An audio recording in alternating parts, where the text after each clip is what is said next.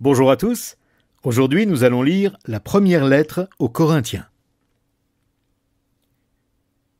Paul, appelé par la volonté de Dieu à être un apôtre de Jésus-Christ, et le frère Sosthène, saluent l'Église de Dieu établie à Corinthe, ceux qui ont été purifiés de leurs péchés dans l'union avec Jésus-Christ et qui sont appelés à mener une vie sainte, ainsi que tous ceux qui, en quelque lieu que ce soit, font appel à notre Seigneur Jésus-Christ, leur Seigneur aussi bien que le nôtre.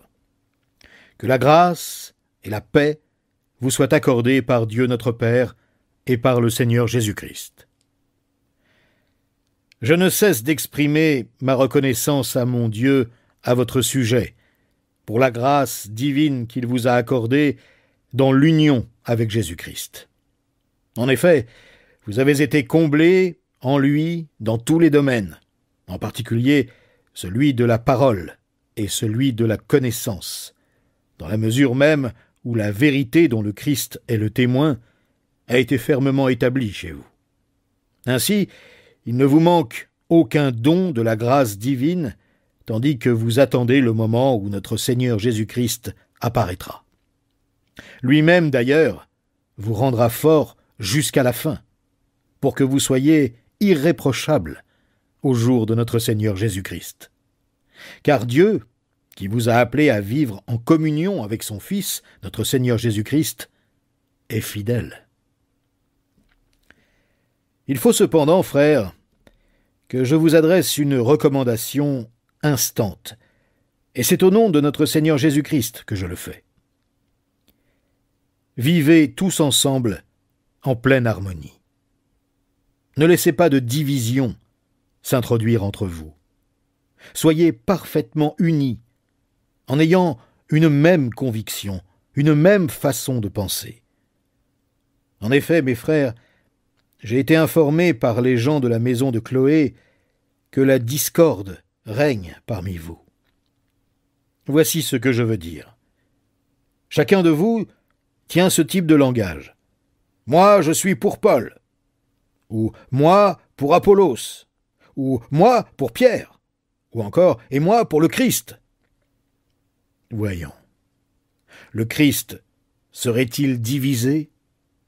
Paul aurait-il été crucifié pour vous? Ou bien est-ce au nom de Paul que vous avez été baptisés? Je remercie Dieu de n'avoir baptisé aucun de vous, sauf Crispus et Gaius. Personne, en tout cas, ne peut prétendre avoir été baptisé en mon nom. Ah si, j'ai baptisé encore les gens de la maison de Stéphanas. À part cela, je crois n'avoir baptisé personne. Car ce n'est pas pour baptiser que le Christ m'a envoyé. C'est pour proclamer la bonne nouvelle. Et cela sans recourir aux arguments de la sagesse humaine, afin de ne pas vider de son sens la mort du Christ sur la croix. En effet, la prédication de la mort du Christ sur une croix est une folie aux yeux de ceux qui se perdent. Mais pour nous, qui sommes sauvés, elle est la puissance même de Dieu. N'est-il pas écrit « Je détruirai la sagesse des sages et je réduirai à néant l'intelligence des intelligents » Où est le sage? Où est l'interprète de la loi? Où est le raisonneur de ce monde? Dieu n'a-t-il pas changé en folie la sagesse du monde? En effet, là où la sagesse divine s'est manifestée, le monde n'a pas reconnu Dieu par le moyen de la sagesse. C'est pourquoi Dieu a jugé bon de sauver ceux qui croient, par un message qui paraît annoncer une folie. Oui, tandis que d'un côté les Juifs réclament des signes miraculeux, et que de l'autre les Grecs recherchent la sagesse, nous prêchons un Christ mis en croix. Les Juifs crient au scandale, les Grecs à l'absurdité. Mais pour tous ceux que Dieu a appelés, qu'ils soient Juifs ou Grecs, ce Christ que nous prêchons manifeste la puissance et la sagesse de Dieu. car cette folie de Dieu est plus sage que la sagesse des hommes. Cette faiblesse de Dieu est plus forte que la force des hommes. Considérez donc votre situation, frères. Qui êtes-vous, vous que Dieu a appelés à lui? On ne trouve parmi vous que peu de sages selon les critères humains, peu de personnalités influentes, peu de membres de la haute société. Non, Dieu a choisi ce que le monde considère comme une folie pour confondre les sages. Et il a choisi ce qui est faible pour couvrir de honte les puissants. Dieu a porté son choix sur ce qui n'a aucune noblesse et que le monde méprise, sur ce qui est considéré comme insignifiant, pour réduire à néant ce que le monde estime important. Ainsi, aucune créature ne pourra se vanter devant Dieu. Par lui, vous êtes unis au Christ, qui est devenu pour nous cette sagesse qui vient de Dieu. En Christ, en effet, se trouve pour nous l'acquittement, la purification et la libération du péché. Et il en est ainsi pour que soit respecté ce commandement de l'Écriture. Si quelqu'un veut éprouver de la fierté, qu'il place sa fierté dans le Seigneur. C'est pourquoi moi aussi, frères, lorsque je suis allé chez vous, je ne suis pas venu proclamer le secret de Dieu en utilisant les prestiges de l'éloquence ou de la sagesse, car je n'ai pas estimé devoir vous apporter autre chose que Jésus-Christ et Jésus-Christ crucifié. De plus, quand je suis arrivé chez vous, je me sentais bien faible et je tremblais de crainte. Mon enseignement et ma prédication ne reposaient pas sur les discours persuasifs de la sagesse, mais sur une action manifeste de la puissance de l'Esprit. Et ainsi votre foi a été fondée non sur la sagesse humaine, mais sur la puissance de Dieu. Cependant, nous aussi, nous enseignons une sagesse aux chrétiens spirituellement adultes. Il ne s'agit pas, bien entendu, de ce qu'on appelle sagesse dans ce monde, ni de la sagesse des grands de ce monde qui sont destinés à disparaître. Non, nous exposons la sagesse de Dieu, secrète jusqu'à présent, et qui demeure cachée au monde. Dieu l'avait préparée avant le commencement des temps, en vue de notre gloire. Cette sagesse-là, les grands de ce monde ne la connaissent pas, car s'ils l'avaient connue, ils n'auraient pas crucifié le Seigneur glorieux.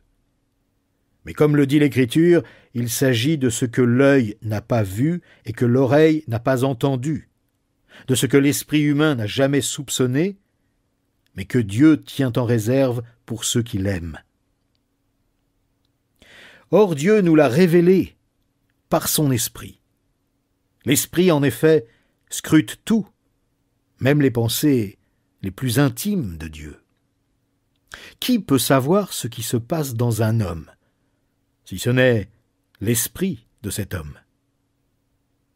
De même, nul ne peut connaître ce qui est en Dieu, si ce n'est l'esprit de Dieu.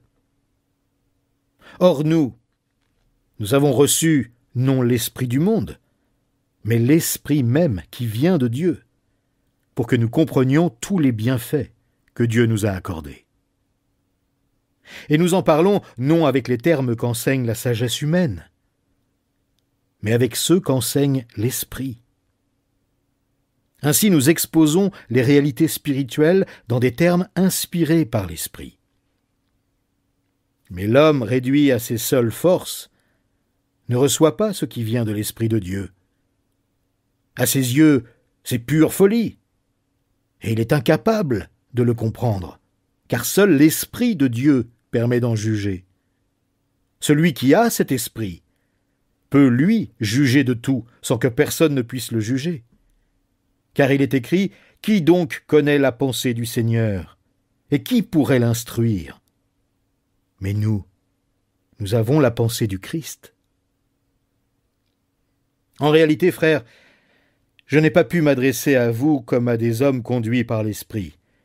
J'ai dû vous parler comme à des hommes qui suivent la nature humaine, comme à de petits enfants dans la foi au Christ.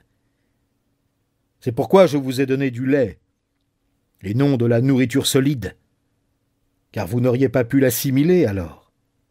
Et même aujourd'hui, vous êtes encore incapable de la supporter, parce que vous suivez toujours la nature humaine. En effet, lorsque vous vous jalousez les uns les autres, et que vous vous disputez, ne suivez-vous pas cette nature pécheresse? Ne vous comportez-vous pas d'une manière toute humaine? Lorsque vous dites « Moi je suis pour Paul » ou « Moi pour Apollos », n'agissez-vous pas comme les autres hommes? Après tout, que sont donc Apollos et Paul? Des serviteurs grâce auxquels vous avez été amenés à la foi, chacun d'eux accomplissant la tâche particulière que Dieu lui a confiée. Moi j'ai planté, Apollos a arrosé, mais c'est Dieu qui a fait croître.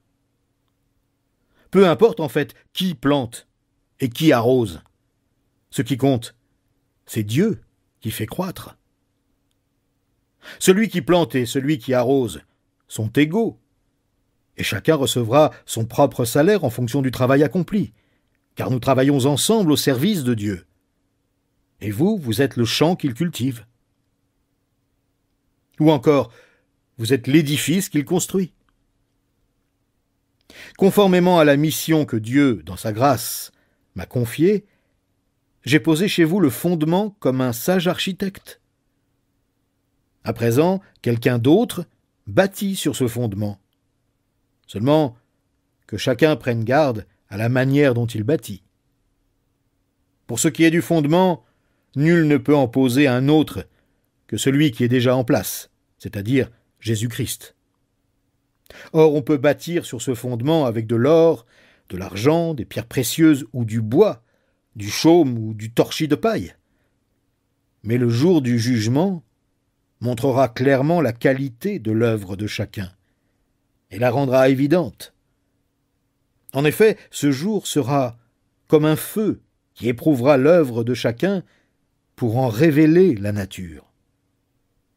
Si la construction édifiée sur le fondement résiste à l'épreuve, son auteur recevra son salaire. Mais si elle est consumée, il en subira les conséquences.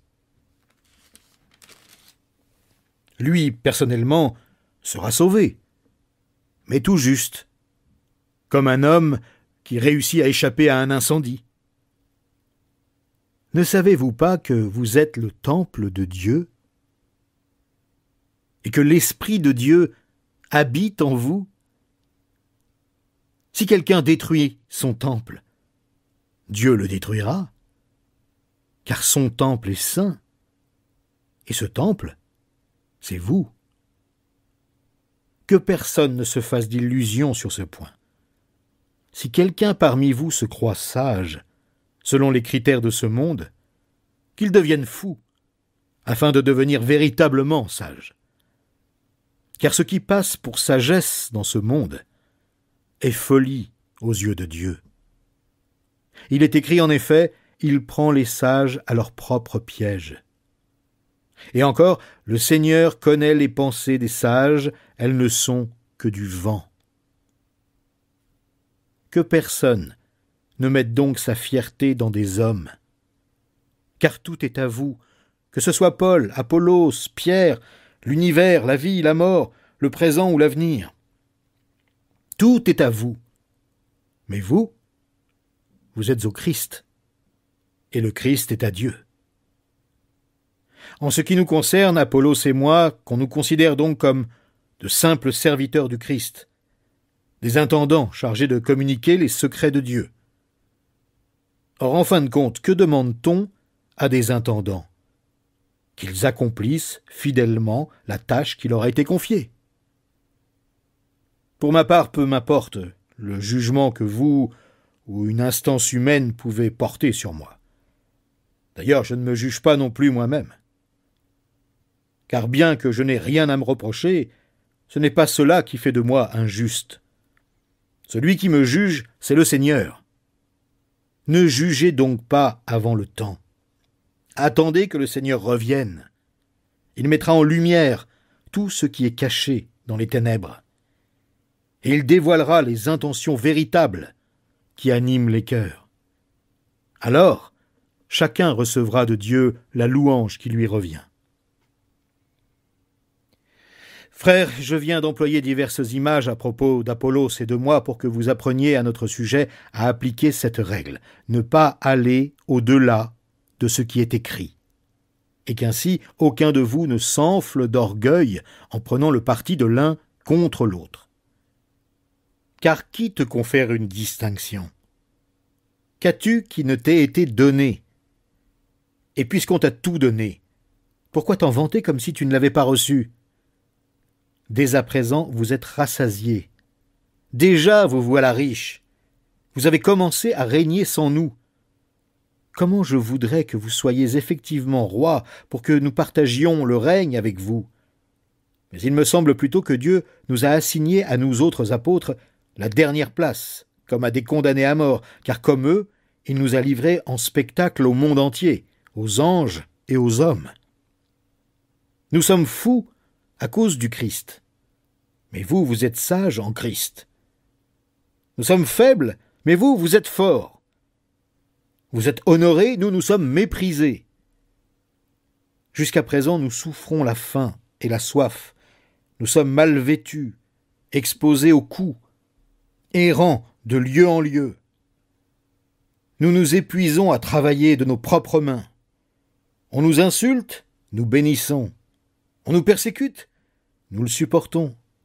On nous calomnie, nous répondons par des paroles bienveillantes. Jusqu'à maintenant, nous sommes devenus comme les déchets du monde et traités comme le rebut de l'humanité. Si j'écris ainsi, ce n'est pas pour vous remplir de confusion, c'est pour vous mettre en garde, comme des enfants bien-aimés.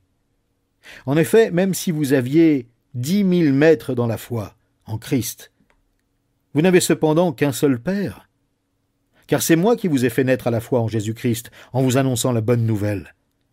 Je vous invite donc à suivre mon exemple. C'est dans cette intention que je vous ai envoyé Timothée, mon fils bien-aimé et fidèle dans le Seigneur. Il vous rappellera les principes de vie chrétienne qui sont les miens, tels que je les enseigne partout dans toutes les églises. Pensant que désormais je ne reviendrai plus chez vous, certains se sont mis à jouer les importants. Mais si le Seigneur le veut, j'irai très prochainement vous voir, et alors je me rendrai compte non pas des beaux discours que ces prétentieux peuvent tenir, mais de ce dont ils sont capables. Car le règne de Dieu ne consiste pas en paroles, mais en puissance. Que préférez-vous? Que je vienne chez vous avec un bâton ou avec un esprit d'amour et de douceur? On entend dire partout qu'il y a un cas d'immoralité parmi vous, et d'une immoralité telle qu'il ne s'en rencontre même pas chez les païens. L'un de vous vit avec la deuxième femme de son père. Et vous êtes encore fiers. Vous devriez au contraire en être vivement affligés, et faire en sorte que l'auteur d'un tel acte soit exclu du milieu de vous. Pour moi qui suis absent de corps mais présent en pensée parmi vous, j'ai déjà, comme si j'étais présent, prononcé la sentence au nom du Seigneur Jésus contre celui qui a commis cette faute. Lorsque vous serez réunis, et que je serai présent parmi vous en pensée, appliquez cette sentence dans la puissance de Jésus. Qu'un tel homme soit livré à Satan, en vue de la destruction de sa nature pécheresse, afin qu'il soit sauvé au jour du Seigneur. Ah, vous n'avez vraiment pas de quoi vous vanter. Ne savez-vous pas qu'il suffit d'un peu de levain pour faire lever toute la pâte? Faites donc disparaître tout vieux levain du milieu de vous, afin que vous soyez comme une pâte toute nouvelle, puisqu'en fait vous êtes sans levain. Car nous avons un agneau pascal qui a été sacrifié pour nous, le Christ lui-même. C'est pourquoi célébrons la fête de la Pâque, non plus avec le vieux levain, le levain du mal, et de la méchanceté, mais uniquement avec les pains sans levain de la pureté et de la vérité. Dans ma dernière lettre, je vous ai écrit de ne pas avoir de relation avec des personnes vivant dans la débauche. Mais je ne voulais évidemment pas dire par là qu'il faut éviter toute relation avec ceux qui, dans ce monde, mènent une vie de débauche, ou avec les avares, les voleurs ou les adorateurs d'idoles, car alors il vous faudrait sortir du monde. Non. Je voulais simplement vous dire de ne pas entretenir de relation avec celui qui, tout en se disant votre frère, vivrait dans la débauche, ou serait avare, idolâtre, calomniateur, adonné à la boisson ou voleur. Avec des gens de cette sorte, il ne vous faut même pas prendre de repas. Est-ce à moi de juger ceux qui vivent en dehors de la famille de Dieu? Certes non. Mais c'est bien à vous de juger ceux qui font partie de votre communauté. Ceux du dehors, Dieu les jugera. Mais vous, chassez le méchant du milieu de vous. Lorsque l'un de vous a un différend avec un frère, comment ose-t-il le citer en justice devant des juges incroyants, au lieu de recourir à l'arbitrage de ceux qui appartiennent à Dieu? Ignorez-vous que ceux-ci auront un jour à juger le monde? Si donc vous êtes destinés à être les juges du monde, seriez-vous incapables de vous prononcer sur des questions bien moins importantes? Ne savez-vous pas que nous jugerons même les anges? Et nous serions incompétents pour les affaires de la vie présente? Or, si vous avez des litiges au sujet des affaires de la vie courante, vous prenez comme juges des gens qui ne comptent pour rien dans l'Église. Je le dis à votre honte. N'y a-t-il vraiment pas un seul homme sage parmi vous qui puisse servir d'arbitre entre ses frères? Faut-il qu'on se traîne en justice entre frères et qu'on aille plaider l'un contre l'autre devant des incroyants? De toute façon, vos différends constituent déjà une défaite. Pourquoi ne souffrez-vous pas plutôt l'injustice? Pourquoi ne consentez-vous pas plutôt à vous laisser dépouiller? Mais non, c'est au contraire vous qui commettez des injustices et dépouillez les autres. Et ce sont vos frères que vous traitez ainsi. Ne savez-vous pas que ceux qui pratiquent l'injustice n'auront aucune part au royaume de Dieu? Ne vous y trompez pas. Il n'y aura point de part dans l'héritage de ce royaume pour les débauchés, les idolâtres, les adultères, les pervers ou les homosexuels, ni pour les voleurs, les avares, pas plus que pour les ivrognes, les calomniateurs ou les malhonnêtes. Voilà bien ce que vous étiez, certains d'entre vous. Mais vous avez été lavés, vous avez été purifiés du péché. Vous en avez été déclarés justes au nom du Seigneur Jésus-Christ et par l'Esprit de notre Dieu. Tout m'est permis, dites-vous. Certes, mais tout n'est pas bon pour moi. Tout m'est permis, c'est vrai, mais je ne veux pas me placer sous un esclavage quelconque. Les aliments sont faits pour le ventre, et le ventre pour les aliments, certes.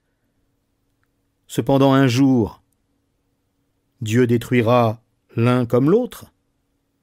Mais attention, notre corps, lui, n'a pas été fait pour l'inconduite.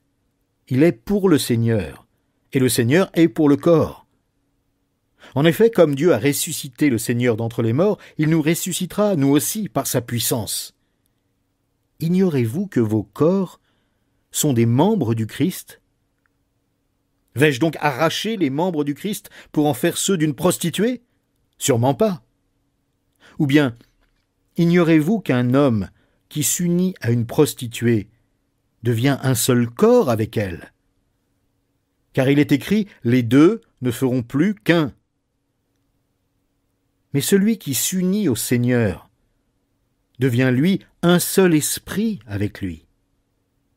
C'est pourquoi fuyez les unions illégitimes. Tous les autres péchés qu'un homme peut commettre n'appliquent pas intégralement son corps, mais celui qui se livre à la débauche pêche contre son propre corps.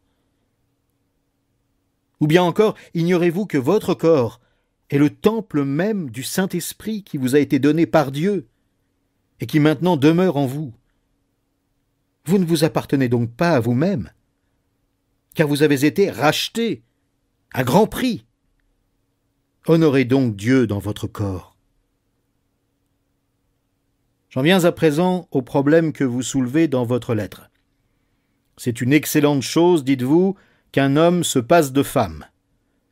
Cependant, pour éviter toute immoralité, il est préférable que chaque homme ait sa femme, et que chaque femme ait son mari. Que le mari accorde à sa femme ce qu'il lui doit, et que la femme agisse de même envers son mari.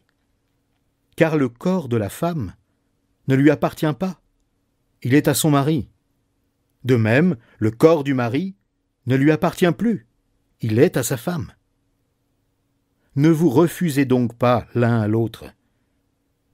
Vous pouvez certes, en plein accord l'un avec l'autre, renoncer pour un temps à vos relations conjugales afin de vous consacrer davantage à la prière. Mais après cela, reprenez vos rapports comme auparavant. Il ne faut pas donner à Satan l'occasion de vous tenter par votre incapacité à dominer vos instincts. Notez bien qu'il s'agit là d'une concession et nullement d'un ordre. Je voudrais bien que tout le monde soit comme moi, mais chacun reçoit de Dieu son don particulier, l'un celui du mariage, l'autre celui du célibat. J'aimerais cependant dire aux veufs et aux veuves que c'est une bonne chose de continuer à vivre seuls comme moi.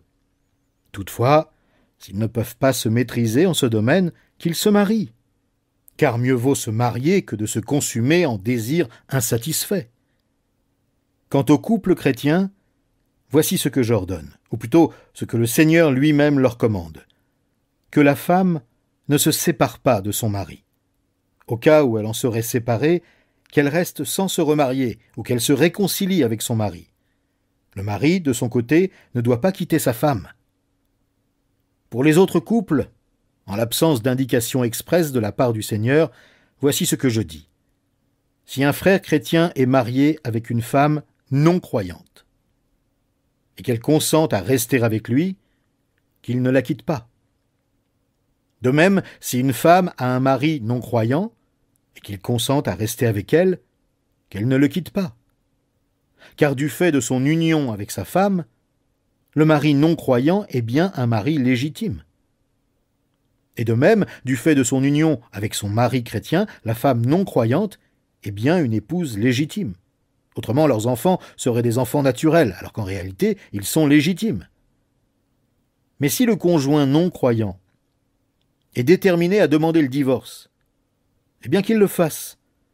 Dans ce cas, le frère ou la sœur ne sont pas liés. Dieu vous a appelé à vivre dans la paix. Car toi, femme, tu amèneras peut-être ton mari au salut, mais en fait, qu'en sais-tu? De même, toi, mari, tu amèneras peut-être ta femme au salut, mais en fait, qu'en sais-tu? En dehors de ce cas, tenez-vous-en à la règle générale que j'enseigne partout dans toutes les églises, que chacun continue à vivre dans la condition que le Seigneur lui a assignée comme sa part, celle dans laquelle il se trouvait au moment où Dieu l'a appelé. Par exemple, quelqu'un était-il circoncis lorsqu'il a été appelé? Qu'il ne cherche pas à le dissimuler. Ou quelqu'un était-il incirconcis lorsque Dieu l'a appelé? Qu'il ne se fasse pas circoncire. Que l'on soit circoncis ou non n'a aucune importance. Ce qui importe, c'est d'observer les commandements de Dieu.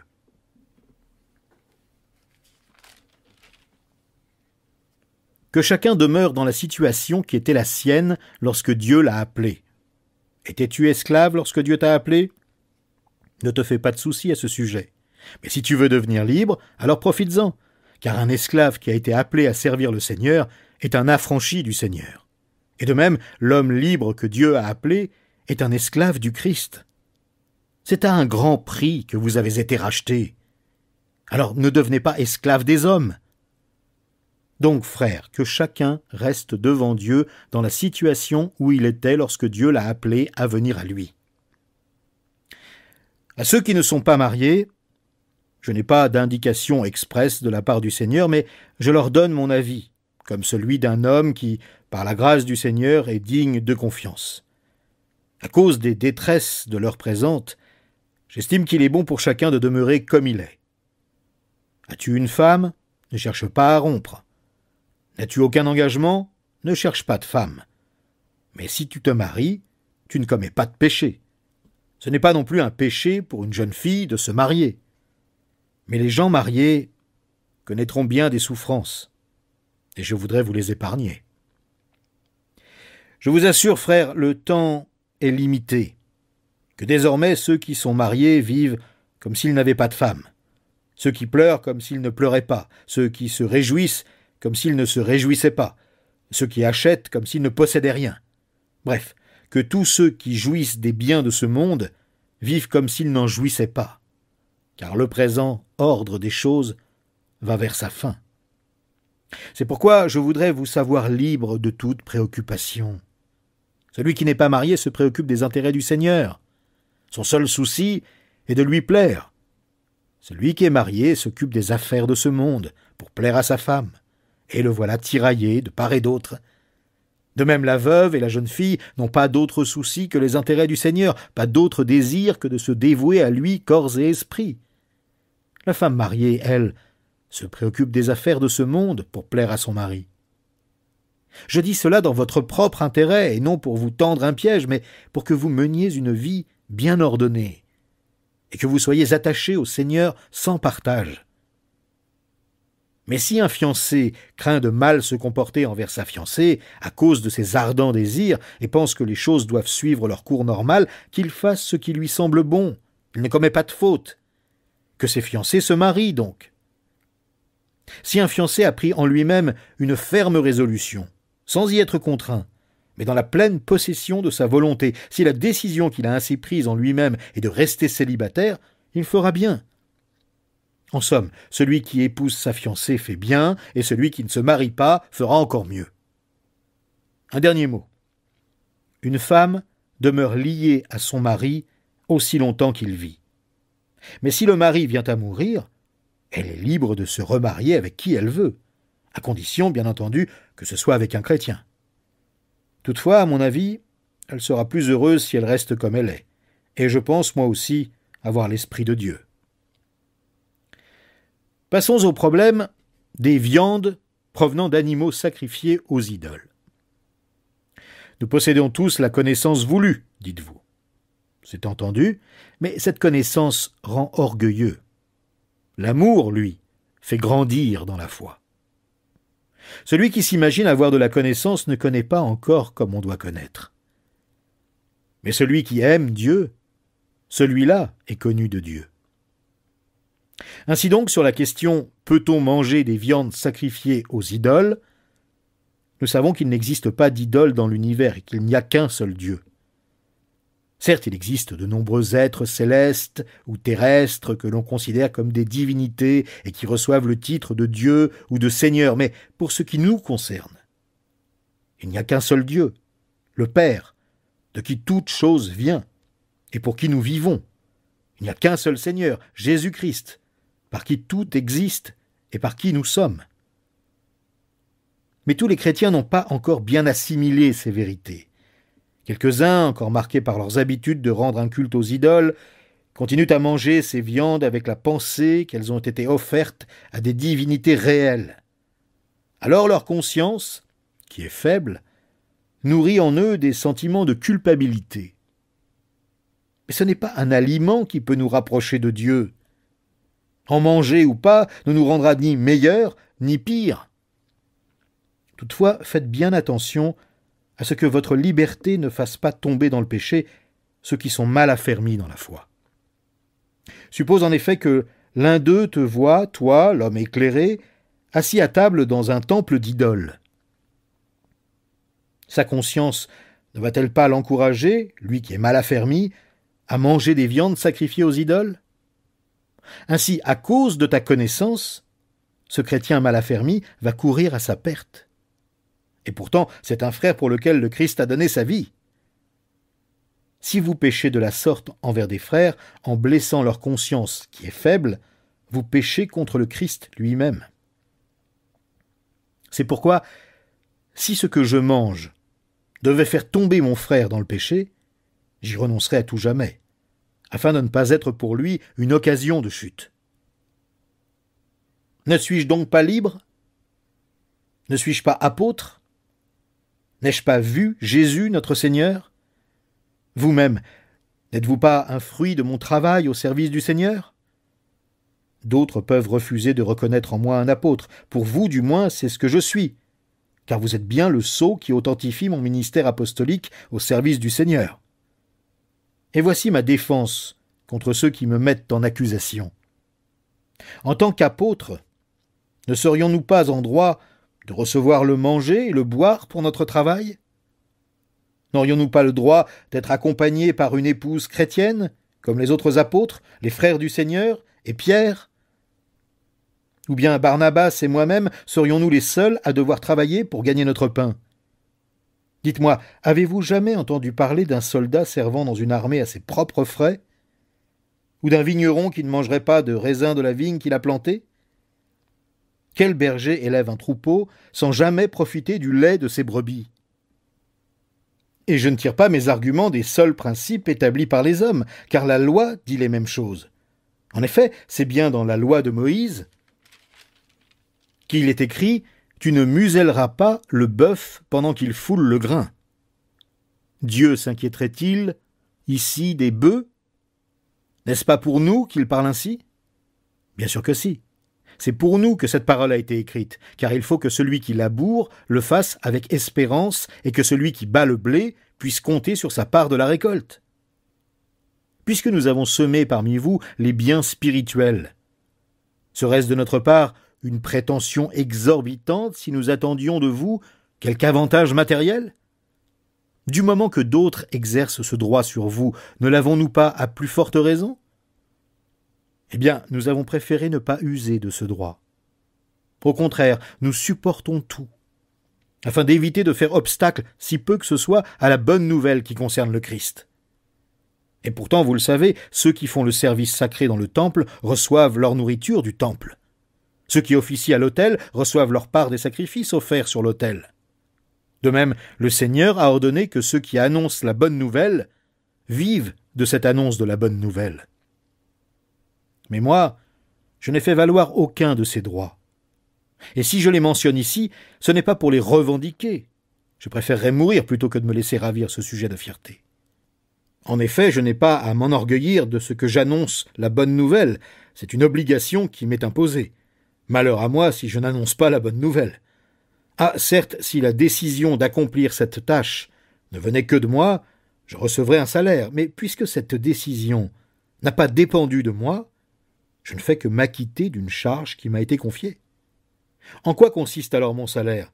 Dans la satisfaction de pouvoir offrir gratuitement la bonne nouvelle que je proclame en renonçant volontairement au droit que me confère ma qualité de prédicateur de la bonne nouvelle. Car bien que je sois un homme libre à l'égard de tous, je me suis fait l'esclave de tous, afin de gagner le plus de gens possible à Jésus-Christ. Lorsque je suis avec les Juifs, je vis comme eux, afin de les gagner. Lorsque je suis parmi ceux qui sont sous le régime de la loi de Moïse, je vis comme si j'étais moi-même assujetti à ce régime, bien que je ne le sois pas, afin de gagner ceux qui sont sous le régime de cette loi. Avec ceux qui ne sont pas sous ce régime, je vis comme n'étant pas non plus sous ce régime, afin de gagner au Christ ceux qui ne connaissent pas la loi. Bien entendu, cela ne veut pas dire que je ne me soumets pas à la loi de Dieu, au contraire, je vis selon la loi du Christ. Dans mes relations avec les chrétiens mal affermis dans la foi, je vis comme l'un d'entre eux, afin de les gagner. C'est ainsi que je me fais tout à tous, afin d'en conduire au moins quelques-uns au salut par tous les moyens. Or tout cela, je le fais pour la cause de la bonne nouvelle, pour avoir part avec eux aux bénédictions qu'apporte la bonne nouvelle. Ne savez-vous pas que sur un stade, tous les concurrents courent pour gagner, et cependant, un seul remporte le prix? Vous donc, courez comme lui pour gagner. Tous les athlètes s'imposent une discipline sévère dans tous les domaines pour recevoir une couronne, qui pourtant sera bien vite fanée. Alors que nous aspirons à une couronne qui ne se flétrira jamais. C'est pourquoi, si je cours ce n'est pas à l'aveuglette. Et si je m'exerce à la boxe, ce n'est pas en donnant des coups en l'air. Je traite durement mon corps, je le maîtrise sévèrement, de peur qu'après avoir proclamé la bonne nouvelle aux autres, je me trouve moi-même disqualifié. Car il ne faut pas que vous ignoriez ceci, frères. Après leur sortie d'Égypte, nos ancêtres ont tous marché sous la conduite de la nuée. Ils ont tous traversé la mer. Ils ont donc tous, en quelque sorte, été baptisés pour Moïse, dans la nuée et dans la mer. Ils ont tous mangé une même nourriture spirituelle. Ils ont tous bu la même boisson spirituelle, car ils buvaient de l'eau jaillie d'un rocher spirituel qui les accompagnait. Et ce rocher n'était autre que le Christ lui-même. Malgré tout cela, la plupart d'entre eux ne furent pas agréés par Dieu, puisqu'ils périrent dans le désert. Tous ces faits nous servent d'exemple pour nous avertir de ne pas tolérer en nous de mauvais désirs comme ceux auxquels ils ont succombé. Ne soyez pas idolâtres, comme certains d'entre eux l'ont été. Selon ce que rapporte l'Écriture, le peuple s'assit pour manger et pour boire, puis ils se levèrent tous pour se divertir. Ne nous laissons pas entraîner à l'immoralité sexuelle, comme firent certains d'entre eux. Et en un seul jour, il mourut 23 000 personnes. Ne provoquons pas le Christ, comme le firent certains d'entre eux qui pour cela périrent sous la morsure des serpents. Ne vous plaignez pas de votre sort, comme certains d'entre eux qui tombèrent sous les coups de l'ange exterminateur. Tous ces événements leur sont arrivés pour nous servir d'exemple. Ils ont été mis par écrit pour que nous en tirions instruction, nous qui sommes parvenus au temps de la fin. C'est pourquoi si quelqu'un se croit debout, qu'il prenne garde de ne pas tomber. Les tentations qui vous ont assaillis sont communes à tous les hommes. D'ailleurs, Dieu est fidèle, et il ne permettra pas que vous soyez tentés au-delà de vos forces. Au moment de la tentation, il préparera le moyen d'en sortir, pour que vous puissiez y résister. Pour toutes ces raisons, mes amis, je vous en conjure, fuyez le culte des idoles. Je vous parle là comme à des gens raisonnables. Jugez vous-même de ce que je dis. La coupe de reconnaissance pour laquelle nous remercions Dieu ne signifie-t-elle pas que nous sommes au bénéfice du sacrifice du Christ qui a versé son sang pour nous? Et le pain que nous rompons ne signifie-t-il pas que nous sommes au bénéfice du corps du Christ offert pour nous? Comme il n'y a qu'un seul pain, nous tous, malgré notre grand nombre, nous ne formons qu'un seul corps, puisque nous partageons entre tous ce pain unique. Pensez à ce qui se passe dans le peuple d'Israël. J'entends Israël au sens national. Ceux qui mangent les victimes offertes en sacrifice, ne sont-ils pas au bénéfice du sacrifice offert sur l'autel? Cela signifierait-il qu'une viande, parce qu'elle est sacrifiée à une idole, prend une valeur particulière? Ou que l'idole ait quelque réalité? Certainement pas. Mais je dis que les sacrifices des païens sont offerts à des démons et à ce qui n'est pas Dieu. Or, je ne veux pas que vous ayez quoi que ce soit de commun avec les démons. Vous ne pouvez boire à la coupe du Seigneur et en même temps à celle des démons. Vous ne pouvez pas manger à la table du Seigneur et à celle des démons. Ou bien voulons-nous blesser l'amour exclusif du Seigneur? Nous croyons-nous plus forts que lui? Oui, tout est permis, comme vous dites, mais tout n'est pas bon pour nous. Tout est permis, mais tout n'aide pas à grandir dans la foi. Que chacun de vous, au lieu de songer seulement à lui-même, recherche plutôt les intérêts des autres. Vous pouvez manger de tout ce qui se vend au marché sans vous poser de questions, par scrupule de conscience, sur l'origine de ces aliments, car la terre et ses richesses appartiennent au Seigneur. Si un non-croyant vous invite et que vous désiriez accepter son invitation, mangez tranquillement de tout ce qu'on vous servira, sans vous poser de questions, par scrupule de conscience. Mais si quelqu'un vous dit « Cette viande a été offerte en sacrifice à une idole », alors n'en mangez pas à cause de celui qui vous a prévenu, et pour des raisons de conscience. Par conscience, j'entends évidemment non la vôtre, mais la sienne. Pourquoi, en effet, exposerais-je ma liberté à être condamné du fait qu'un autre a des scrupules de conscience? Si je mange en remerciant Dieu, pourquoi m'exposerais-je à la critique au sujet d'un aliment pour lequel je rends grâce à Dieu? Ainsi, que vous mangiez, que vous buviez, bref, quoi que ce soit que vous fassiez, faites tout pour la gloire de Dieu. Mais que rien dans votre comportement ne soit une occasion de chute, ni pour les Juifs, ni pour les païens, ni pour les membres de l'Église de Dieu. Agissez comme moi, qui m'efforce en toutes choses de m'adapter à tous. Je ne considère pas ce qui me serait avantageux, mais je recherche le bien du plus grand nombre pour leur salut. Suivez donc mon exemple. Comme moi, de mon côté, je suis celui du Christ.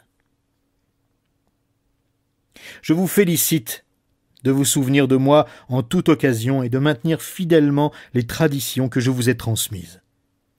Je voudrais cependant attirer votre attention sur un point. Le Christ est le chef de tout homme. L'homme est le chef de la femme. Le chef du Christ, c'est Dieu. Si donc un homme prie ou parle de la part de Dieu, la tête couverte, il outrage son chef.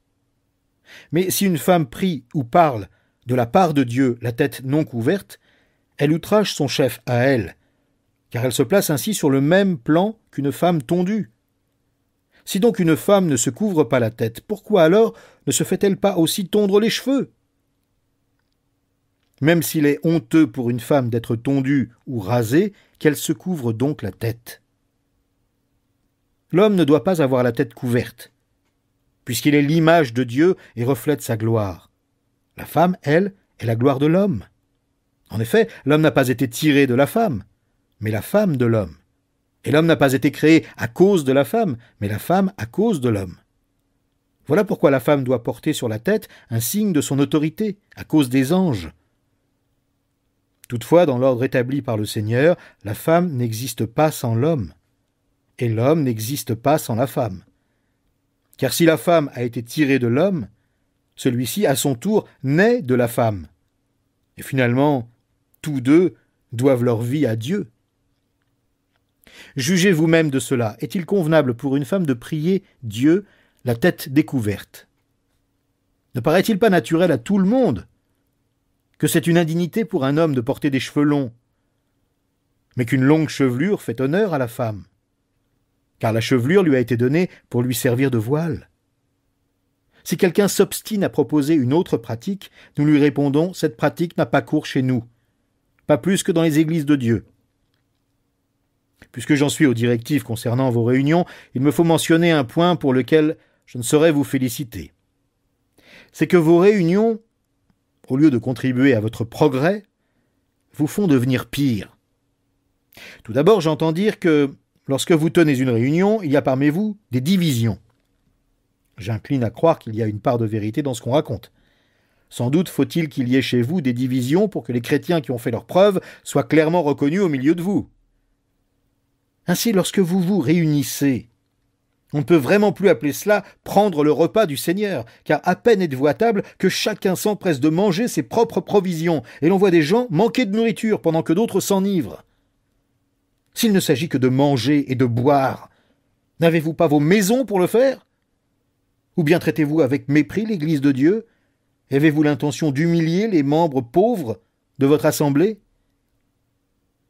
Que puis-je vous dire? Vais-je vous féliciter? Certainement pas. Car voici la tradition que j'ai reçue du Seigneur et que je vous ai transmise. Le Seigneur Jésus, dans la nuit où il fut livré pour être mis à mort, prit du pain, remercia Dieu, puis le rompit en disant « Ceci est mon corps, il est pour vous. Faites ceci en souvenir de moi. » De même, après le repas, il prit la coupe et dit « Cette coupe est la nouvelle alliance, scellée de mon sang. Faites ceci, toutes les fois que vous en boirez, en souvenir de moi. » Donc, chaque fois que vous mangez de ce pain et que vous buvez de cette coupe, vous annoncez la mort du Seigneur et ceci jusqu'à son retour. C'est pourquoi quiconque mangerait le pain ou boirait de la coupe du Seigneur d'une manière indigne se rendrait coupable envers le corps et le sang du Seigneur. Que chacun donc s'examine sérieusement lui-même, et qu'alors il mange de ce pain et boive de cette coupe. Car celui qui mange et boit sans discerner ce qu'est le corps se condamne lui-même en mangeant et en buvant ainsi. C'est pour cette raison qu'il y a parmi vous tant de malades et d'infirmes, et qu'un certain nombre sont morts. Si nous discernions ce que nous sommes, nous ne tomberions pas sous le jugement. Mais les jugements du Seigneur ont pour but de nous corriger, afin que nous ne soyons pas condamnés avec le reste du monde. Ainsi donc, mes frères, lorsque vous vous réunissez pour le repas en commun, attendez-vous les uns les autres. Si quelqu'un a particulièrement faim, qu'il mange d'abord chez lui, afin que vos réunions n'attirent pas sur vous le jugement de Dieu. Quant aux autres points, je les réglerai lors de mon passage chez vous. J'en viens au problème des manifestations de l'esprit. J'aimerais, frères, que vous soyez bien au clair là-dessus. Souvenez-vous comment, lorsque vous étiez encore païens, vous vous laissiez entraîner aveuglément vers des idoles muettes. C'est pourquoi je vous le déclare, si un homme dit « Maudit soit Jésus », ce n'est en aucun cas l'Esprit de Dieu qui le pousse à parler ainsi. Mais personne ne peut affirmer « Jésus est Seigneur » s'il n'y est pas conduit par l'Esprit Saint. Il y a toutes sortes de dons, mais c'est le même Esprit. Il y a toutes sortes de services, mais c'est le même Seigneur. Il y a toutes sortes d'activités, mais c'est le même Dieu, et c'est lui qui met tout cela en action chez tous.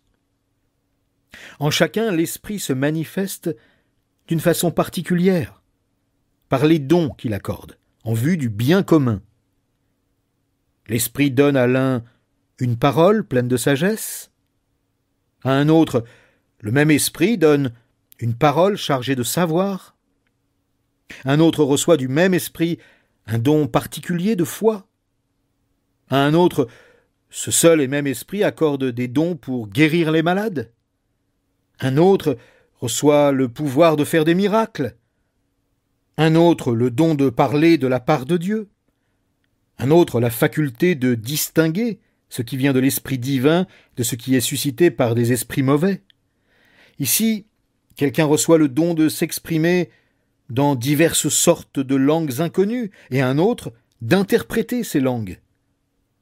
Mais tout cela est l'œuvre d'un seul et même Esprit, qui distribue à chacun ses dons comme il veut. Le corps humain forme un tout, et pourtant il a beaucoup d'organes. Et tous ces organes, dans leur multiplicité, ne constituent qu'un seul corps. Il en va de même pour ceux qui sont unis au Christ. En effet, nous avons tous été baptisés dans un seul et même esprit pour former un seul corps, que nous soyons juifs ou grecs, esclaves ou hommes libres. C'est de ce seul et même esprit que nous avons tous reçu à boire. Un corps n'est pas composé d'un membre ou d'un organe unique, mais de plusieurs. Si le pied disait « Puisque je ne suis pas une main, je ne fais pas partie du corps », en ferait-il moins partie pour cela? Et si l'oreille se mettait à dire « Puisque je ne suis pas un œil, je ne fais pas partie du corps », cesserait-elle d'en faire partie pour autant? Si tout le corps était un œil, comment ce corps entendrait-il? Et si tout le corps se réduisait à une oreille, où serait l'odorat? Ainsi Dieu a disposé dans le corps chaque organe, chacun avec sa particularité, comme il l'a trouvé bon. Car s'il n'y avait en tout et pour tout qu'un seul organe, serait-ce un corps? En fait, les organes sont nombreux, mais ils forment ensemble un seul corps. C'est pourquoi l'œil ne saurait dire à la main « Je n'ai pas besoin de toi », ni la tête aux pieds « Je peux très bien me passer de vous ». Au contraire, les parties du corps qui nous paraissent insignifiantes sont particulièrement nécessaires. Celles que nous estimons le moins sont celles dont nous prenons le plus grand soin. Et celles dont il n'est pas décent de parler, nous les traitons avec des égards particuliers, dont les autres n'ont guère besoin. Dieu a disposé les différentes parties de notre corps de manière à ce qu'on honore davantage celles qui manquent naturellement d'honneur. Il voulait par là éviter toute division dans le corps et faire que chacun des membres ait le même souci des autres. Un membre souffre-t-il? Tous les autres souffrent avec lui. Un membre est-il à l'honneur? Tous les autres partagent sa joie. Or vous constituez ensemble un corps qui appartient au Christ, et chacun de vous en particulier en est un membre. C'est ainsi que Dieu a établi dans l'Église, premièrement des apôtres, deuxièmement des porte-paroles de Dieu, troisièmement des enseignants, puis viennent les dons de faire des miracles, de guérir les malades, d'aider, de diriger l'Église, de parler diverses sortes de langues inconnues. Tous sont-ils apôtres? Tous sont-ils porte-parole de Dieu? Tous sont-ils enseignants? Tous peuvent-ils faire des miracles, guérir des malades, parler des langues inconnues ou les interpréter? Évidemment non. Aspirez aux dons les meilleurs. Pour cela, je vais vous indiquer l'approche par excellence. En effet, supposons que je parle les langues des hommes et même celles des anges. Si je n'ai pas l'amour, je ne suis rien de plus qu'une trompette claironnante ou une cymbale bruyante. Supposons que j'ai le don de transmettre des messages inspirés, que je comprenne tous les mystères et que je possède toute la connaissance. Supposons même que j'ai dans toute sa plénitude la foi qui peut transporter les montagnes. Si je n'ai pas l'amour, je ne suis rien. Si même je sacrifiais tous mes biens, et jusqu'à ma vie, pour aider les autres, au point de pouvoir m'en vanter, si je n'ai pas l'amour, cela ne me sert de rien. L'amour est patient. Il est plein de bonté, l'amour. Il n'est pas envieux. Il ne cherche pas à se faire valoir, il ne s'enfle pas d'orgueil. Il ne fait rien d'inconvenant. Il ne cherche pas son propre intérêt. Il ne s'aigrit pas contre les autres. Il ne trame pas le mal. L'injustice l'attriste. La vérité le réjouit. En toute occasion, il pardonne. Il fait confiance. Il espère. Il persévère. L'amour n'aura pas de fin. Les messages inspirés cesseront, le don des langues prendra fin, et celui de la connaissance cessera. Notre connaissance est partielle, et partielles sont les révélations de nos messages inspirés. Mais le jour où la perfection apparaîtra, ce qui est partiel cessera. Lorsque j'étais enfant, je parlais comme un enfant. Je pensais et je raisonnais en enfant.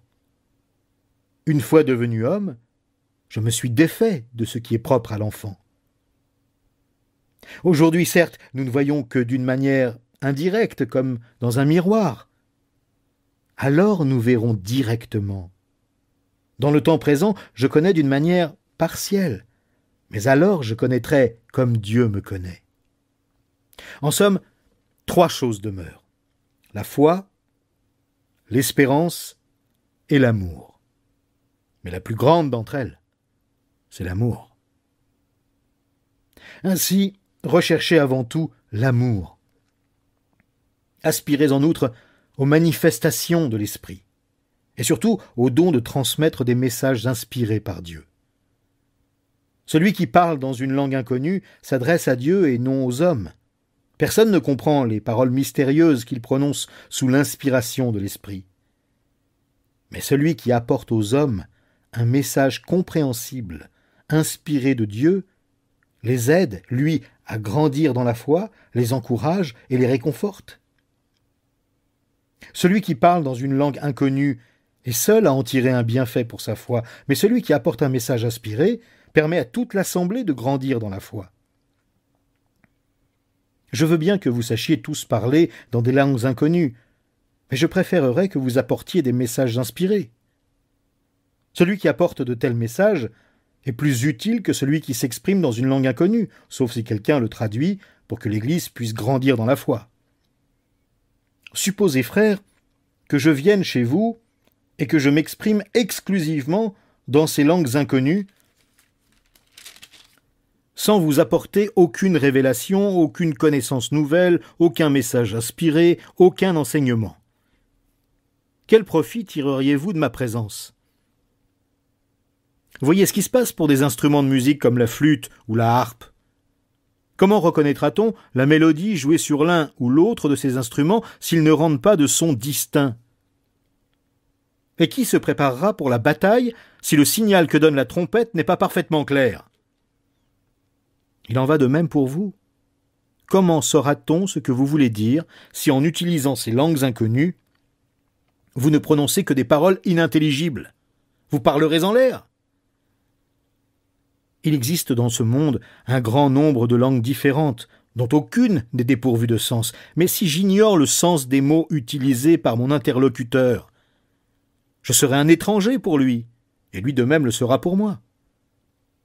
Vous donc, puisque vous aspirez si ardemment aux manifestations de l'Esprit, recherchez avant tout à posséder en abondance celles qui contribuent à faire grandir l'Église dans la foi.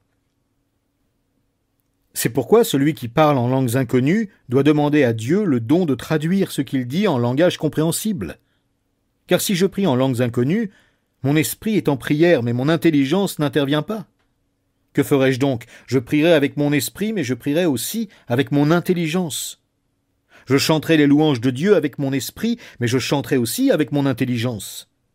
Autrement, si tu remercies le Seigneur uniquement avec ton esprit, comment l'auditeur non averti, assis dans l'assemblée, pourra-t-il répondre « Amen » à ta prière de reconnaissance, puisqu'il ne comprend pas ce que tu dis ? Ta prière de reconnaissance a beau être sublime, l'autre ne grandit pas dans sa foi. Je remercie Dieu de ce que je parle en langues inconnues plus que vous tous.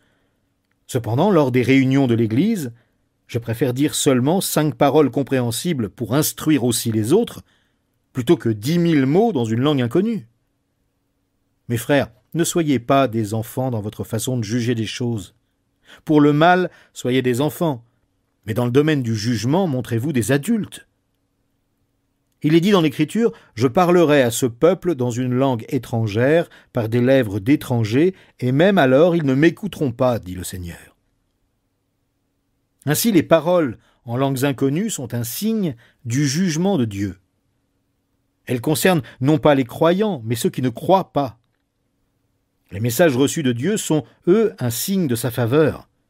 Ils s'adressent non pas aux incroyants, mais à ceux qui croient. En effet, imaginez que l'Église se réunisse tout entière et que tous parlent en des langues inconnues. Si des personnes non averties ou des incroyants surviennent, ne diront-ils pas que vous avez perdu la raison ? Si au contraire tous apportent des messages inspirés par Dieu, et qu'il entre un visiteur incroyant ou un homme quelconque, ne se sentira-t-il pas convaincu de péché ? Et sa conscience ne sera-t-elle pas touchée ? Les secrets de son cœur seront mis à nu. Alors il tombera sur sa face en adorant Dieu, et s'écriera certainement « Dieu est présent au milieu de vous ». Comment donc agir, mes frères ? Lorsque vous vous réunissez, l'un chantera un cantique, l'autre aura une parole d'enseignement, un autre une révélation, celui-ci s'exprimera dans une langue inconnue, celui-là en donnera l'interprétation, que tout cela serve à faire grandir l'Église dans la foi. Si l'on parle dans des langues inconnues, que 2 le fassent, ou tout au plus 3, et l'un après l'autre, et qu'il y ait quelqu'un pour traduire. S'il n'y a pas d'interprète, que celui qui a le don des langues garde le silence dans l'assemblée, qu'il se contente de parler à lui-même et à Dieu. Quant à ceux qui apportent des messages de la part de Dieu, que 2 ou 3 prennent la parole, et que les autres jugent ce qu'ils disent. Si l'un des assistants reçoit une révélation pendant qu'un autre parle, qu'il attende pour s'exprimer, que le premier se taise. Ainsi vous pouvez tous, à tour de rôle, apporter un message de la part de Dieu, afin que tous soient instruits et stimulés dans leur foi. Car ceux qui apportent de tels messages restent maîtres d'eux-mêmes. Dieu en effet n'est pas un Dieu de désordre, mais de paix. comme dans toutes les églises de ceux qui appartiennent à Dieu, que les femmes n'interviennent pas dans les assemblées, car il ne leur est pas permis de se prononcer. Qu'elles sachent se tenir dans la soumission, comme le recommande aussi la loi. Si elles veulent s'instruire sur quelques points, qu'elles interrogent leur mari à la maison. En effet, il est inconvenant pour une femme de se prononcer dans une assemblée. Car enfin, est-ce de chez vous que la parole de Dieu est sortie? En auriez-vous le monopole? Si quelqu'un estime être un messager de Dieu ou pense bénéficier d'une manifestation spirituelle, il doit reconnaître dans ce que je vous écris un ordre du Seigneur. Et si quelqu'un refuse de reconnaître cela, c'est la preuve qu'il n'a pas été lui-même reconnu par Dieu. En résumé, mes frères, recherchez ardemment le don d'apporter des messages de la part de Dieu. Et ne vous opposez pas à ce qu'on parle en des langues inconnues, mais veillez à ce que tout se passe convenablement, et non dans le désordre. Mes frères, je vous rappelle la bonne nouvelle que je vous ai annoncée, que vous avez reçue et à laquelle vous demeurez attachés. C'est par elle que vous êtes sauvés si vous la retenez telle que je vous l'ai annoncée. Autrement, vous auriez cru en vain. Je vous ai transmis, comme un enseignement de première importance, ce que j'avais moi-même reçu. Le Christ est mort pour nos péchés, conformément aux Écritures. Il a été mis au tombeau. Il est ressuscité le 3e jour, comme l'avaient annoncé les Écritures. Il est apparu à Pierre, puis aux 12. Après cela, il a été vu par plus de 500 frères à la fois, dont la plupart vivent encore aujourd'hui, quelques-uns d'entre eux seulement sont morts. Ensuite, il est apparu à Jacques, puis à tous les apôtres. Après eux tous, il m'est aussi apparu, à moi, le moins que rien. Oui, je suis le moindre des apôtres. Je ne mérite pas de porter le titre d'apôtre, puisque j'ai persécuté l'Église de Dieu. Ce que je suis à présent, c'est à la grâce de Dieu que je le dois. Et cette grâce qu'il m'a témoignée n'a pas été inefficace. Loin de là.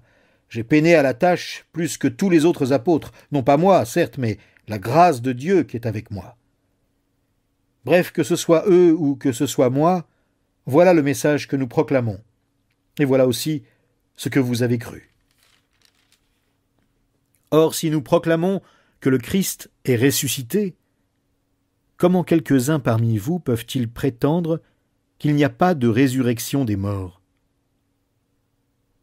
S'il n'y a pas de résurrection des morts, alors le Christ, lui non plus, n'est pas ressuscité. Et si le Christ n'est pas ressuscité, notre prédication n'a plus de contenu, et votre foi est sans objet. Il y a plus. S'il est vrai que les morts ne ressuscitent pas, nous devons être considérés comme de faux témoins à l'égard de Dieu. En effet, nous avons porté témoignage que Dieu a ressuscité le Christ d'entre les morts. Mais il ne l'a pas fait s'il est vrai que les morts ne ressuscitent pas. Car si les morts ne peuvent pas revivre, le Christ non plus n'est pas revenu à la vie. Or, si le Christ n'est pas ressuscité, votre foi est une illusion, et vous êtes encore sous le poids de vos péchés. De plus, ceux qui sont morts unis au Christ sont à jamais perdus. Si c'est seulement pour la vie présente que nous avons mis notre espérance dans le Christ, nous sommes les plus à plaindre des hommes. Mais en réalité, le Christ est bien revenu à la vie. Et comme les premiers fruits d'une abondante moisson, il annonce la résurrection des morts. Car tout comme la mort a fait son entrée dans ce monde par un homme, la résurrection vient aussi par un homme. En effet, de même que tous les hommes meurent du fait de leur union avec Adam, tous seront ramenés à la vie du fait de leur union avec le Christ. Mais cette résurrection s'effectuera selon un ordre bien déterminé. Le Christ en premier lieu, comme le premier fruit de la moisson. Ensuite, au moment où il viendra, ceux qui lui appartiennent. Puis viendra la fin, lorsque le Christ remettra la royauté à Dieu le Père après avoir anéanti toute domination, toute autorité et toute puissance hostile. Il faut en effet qu'il règne jusqu'à ce que Dieu ait mis tous ses ennemis sous ses pieds. Et le dernier ennemi qui sera anéanti, c'est la mort. Car comme il est écrit, Dieu a mis toutes choses sous ses pieds. Mais quand l'Écriture déclare « tout lui a été soumis », il faut de toute évidence en accepter celui qui lui a donné cette domination universelle. Et lorsque tout se trouvera ainsi amené sous l'autorité du Christ, alors le Fils lui-même se placera sous l'autorité de celui qui lui a tout soumis. Ainsi Dieu sera tout en tous. D'autre part, pourquoi certains se font-ils baptiser au péril de leur vie? S'il est vrai que les morts ne ressuscitent pas, pourquoi donc courir un tel risque en se faisant baptiser? Et nous-mêmes, pourquoi affronterions-nous à tout moment des dangers de mort? Journellement, je vois la mort en face, frères, aussi vrai que je suis fier de vous à cause de l'œuvre de Jésus-Christ, notre Seigneur. Si la lutte que j'ai soutenue à Éphèse, véritable combat contre des bêtes fauves, n'a été inspirée que par des motifs purement humains, à quoi cela m'a-t-il servi? Si les morts ne ressuscitent pas, alors comme le dit le proverbe, mangeons et buvons, car demain nous mourrons.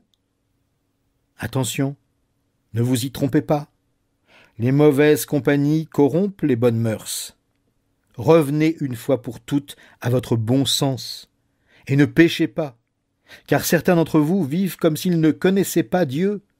Je le dis à votre honte. Mais, demandera peut-être quelqu'un, comment les morts reviendront-ils à la vie? Avec quel corps apparaîtront-ils? Insensés que vous êtes. Dans la nature, la graine que vous semez ne peut reprendre vie qu'après être passée par la mort. Lorsque vous faites vos semailles, vous ne mettez pas en terre le corps que la plante aura quand elle aura poussé, mais une simple graine, un grain de blé par exemple, ou quelque autre semence. Et Dieu lui donne le corps qu'il veut. À chaque semence correspond un corps particulier. Tous les êtres vivants n'ont pas non plus la même chair. Les hommes ont leur propre chair, les animaux en ont une autre, les oiseaux une autre encore, une autre aussi les poissons. De même, nous distinguons les corps des astres de ceux des créatures terrestres. Chacun d'entre eux a son aspect et sa beauté propre. Le soleil a son propre éclat, de même que la lune, et le rayonnement des étoiles est encore différent. Et chaque étoile même brille d'un éclat particulier. Il en va de même pour la résurrection des morts.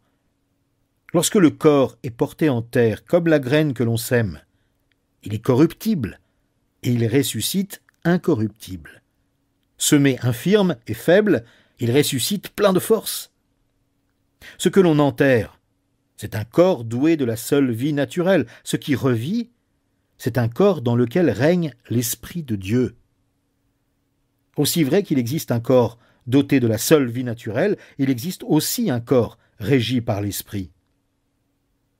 L'Écriture ne déclare-t-elle pas « Le premier homme, Adam, devint un être vivant, doué de la vie naturelle » Le dernier Adam est devenu, lui, un être animé par l'Esprit, qui communique la vie.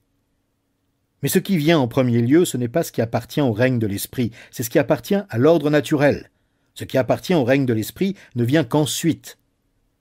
Le premier homme, formé de la poussière du sol, appartient à la terre. Le second homme appartient au ciel. Or, tous ceux qui ont été formés de poussière sont semblables à celui qui a été formé de poussière. De même aussi, ceux qui appartiennent au ciel sont semblables à celui qui appartient au ciel. Et comme nous avons porté l'image de l'homme formé de poussière, nous porterons aussi l'image de l'homme qui appartient au ciel. Ce que je dis, frères, c'est que nos corps de chair et de sang ne peuvent accéder au royaume de Dieu. Ce qui est corruptible ne peut avoir part à l'immortalité. Voici, je vais vous révéler un mystère. Nous ne passerons pas tous par la mort, mais nous serons tous transformés, en un instant, en un clin d'œil, au son de la trompette dernière. Car lorsque cette trompette retentira, les morts ressusciteront pour être désormais incorruptibles, tandis que nous serons changés. En effet, ce qui est corruptible doit se revêtir d'incorruptibilité, et ce qui est mortel doit se revêtir d'immortalité. Lorsque ce qui est corruptible aura revêtu l'incorruptibilité, et que ce qui est mortel aura revêtu l'immortalité, alors se trouvera réalisée cette parole de l'Écriture.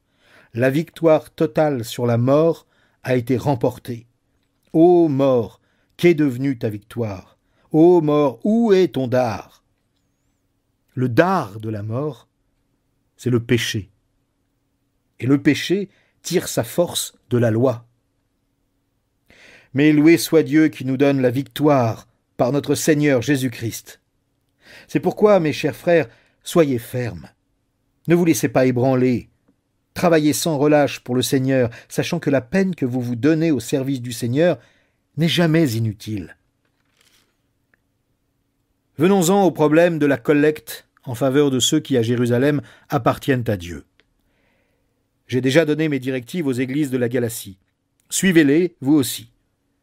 Que tous les dimanches, chacun de vous mette de côté chez lui une somme d'argent selon ce qu'il aura lui-même gagné pour qu'on n'ait pas besoin d'organiser des collectes au moment de mon arrivée.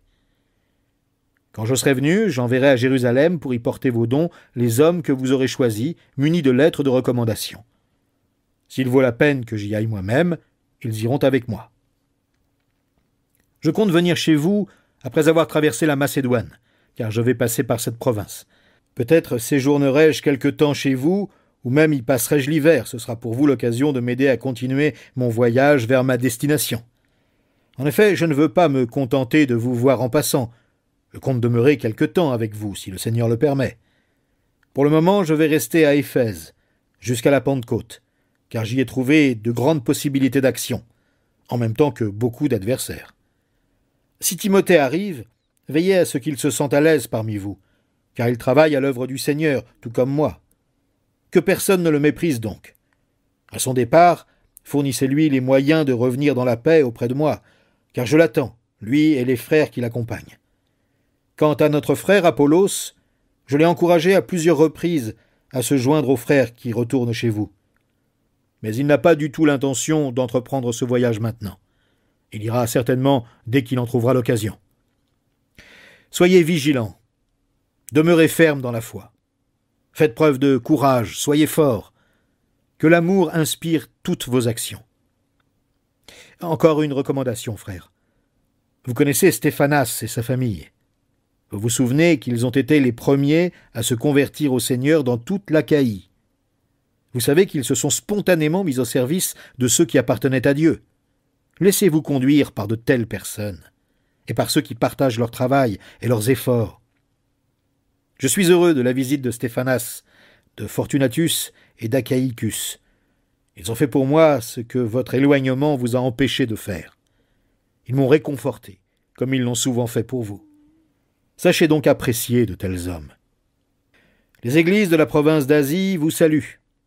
Aquilas et Prisca vous envoient leurs salutations au nom du Seigneur ainsi que l'Église qui se réunit dans leur maison. Tous les frères vous saluent. Saluez-vous les uns les autres en vous donnant le baiser fraternel.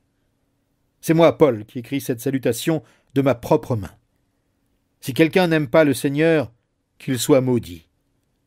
Maranatha, notre Seigneur vient. Que la grâce du Seigneur Jésus soit avec vous. Mon amour vous accompagne tous dans l'union avec Jésus-Christ. Amen.